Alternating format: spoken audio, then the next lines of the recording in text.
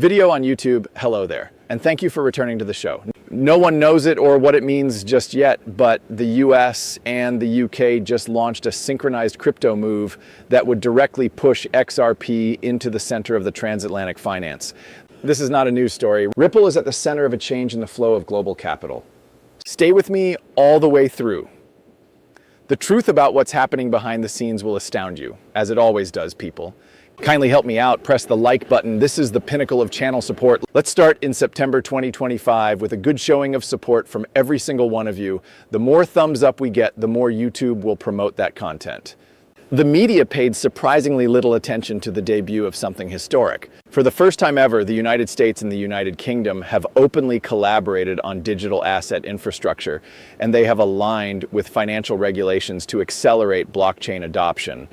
I wonder why the two countries didn't just form a crypto regulatory sandbox, a unified framework to test stablecoins, tokenization systems, and cross-border payment tech together. I agree with that. The most important reason, though, is this. Ripple, you do realize that they weren't only a slide. It wasn't merely a name being mentioned on the board. They sat down next to one other at the table. Witness this group in action. British Chancellor Rachel Reeves was on your side. You were with the US Secretary of the Treasury. Optimal net for Mr. Scott. I agree with that. Coinbase, Circle City, and Barclays were all present. Little old Ripple sat there by herself while they were all present. Listen up, Ripple wasn't sent this invitation by mistake. They showed up because of RLUSD and XRP. They showed up because the United States and the United Kingdom are already planning to utilize those two assets as a foundation to redistribute wealth. Who needs to try new things in a sandbox like this? Acceleration is the key. Policymakers don't work together to construct a framework unless they intend to put it to use. Finally, we get at this because Ripple is the sole business in that group that has a tried and true asset for cross-border settlement. Here we can see the article that Ripple sent along detailing the events that transpired. Now we get to the important part, Ripple's transatlantic footprint. Samantha Doc Pratt, I believe I have it correct. She will find out. As managing director of Ripple in the UK and Europe, she made a comment that completely went unnoticed. So you can see it, I'll come over here. What she says here is definitely not advertising jargon. I thought this was all about tactics. According to her, Ripple is well positioned to spearhead blockchain adoption in the United States and the United Kingdom thanks to our extensive transatlantic base. Not mine, but hers. Opportunities for tokenization, integration with DeFi, partnerships with banks, settlements in GBP and USD via the XRP ledger, and RLUSD as a compliant US stable asset were all noted by her. Then, seemingly out of nowhere, she detonated a bomb. And this is crazy, she said. The yearly SWIP volume in the US-UK corridor is 150 trillion, and you need to hear this. Ripple can get by without it. Half of it is unnecessary. If just 1% of SWIFT's flow goes through XRP, the whole price discussion shifts. Surely there's more to the transatlantic footprint than meets the eye. This is real infrastructure, and Ripple is covertly connecting the world's two most influential financial countries. This is necessary since Ripple is assisting more than just banks. Keep in mind that Ripple is transitioning into a full-fledged bank. The announcement that changes everything is this one. It appears on your screen. Ripple is evolving into a financial institution. By now, everyone is aware of it. Since reopening, everyone has been waiting for the government to remark or make a statement regarding that papers. Therefore, consider Ripple now, doesn't it? I have a complete banking license in the UK, one in Singapore, one in Ireland, and one in the US that is pending. Those were due for approval in October, but were postponed due to the US government shutdown. With this change, Ripple's assets will have direct access to payment rails, settlement corridors, institutional liquidity, foreign exchange markets, and regulatory rights typically given to banks. Ripple from 2020 is different than this. In 2017, I was involved with Ripple, and since then it has changed drastically. This is a globally licensed bank that can transfer funds directly to its customers, cutting out the intermediary and XRP. The obvious choice for the bridge asset that connects directly to the trains and banks is XRP. This is the way to go from billions to trillions of dollars in cross-border payments. Quick slows can be accessed in this way. We arrived at this piece by following the process by which XRP becomes the global liquidity grease. You can view the article. The United Kingdom becomes the transatlantic settlements epicenter. According to Ripple, the US-UK plan is actually a model for crypto legislation around the world. Yeah, I agree with them. Britain has served as a conduit for North American and European financial flows for quite some time. Now that Ripple is so integrated, it is serving as the nerve center for blockchain settlements involving the USD to Great British Prime. Picture this for a second. An American business pays a British supplier. The deal is finalized in a matter of seconds. XRP is the neutral bridging asset in this context.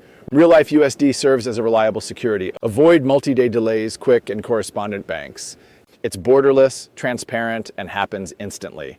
Thanks to Ripple, the United Kingdom is becoming the first global financial hub that is fully crypto-enabled. This is America where people aren't collaborating. Contrarily, they are standing firm. The fact that we learn that Ripple's network of UK banks is growing leads us to this conclusion, which reveals all there needs to know about the future. Because Ripple's long game becomes crystal clear toward the bottom of this essay, I'm going to come to that part. Ripple has been around since at least 2025. They invested a lot of time and energy into developing an embedded banking network in the UK.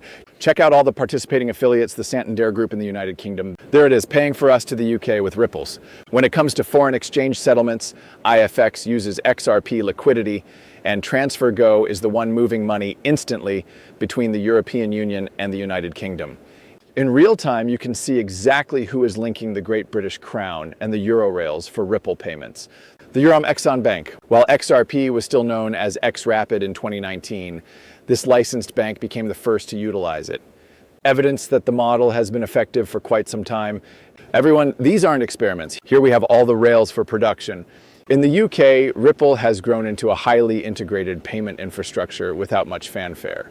A transatlantic extension of such railroads is now possible thanks to the US-UK sandbox. This is where Ripple's technology comes in. It's going to automate the USD to GBP corridor. Now let's take it. Am I missing any cookies? Let us use your cookies. There is a long history of cooperation between the UK government and Ripple. In 2017, the UK's central bank carried out a proof of concept. It is displayed on your screen in its entirety. Using the real-time gross settlement systems of the Great British Crown and the US dollar, Ripple demonstrated its synchronized settlement. So, you want to know something?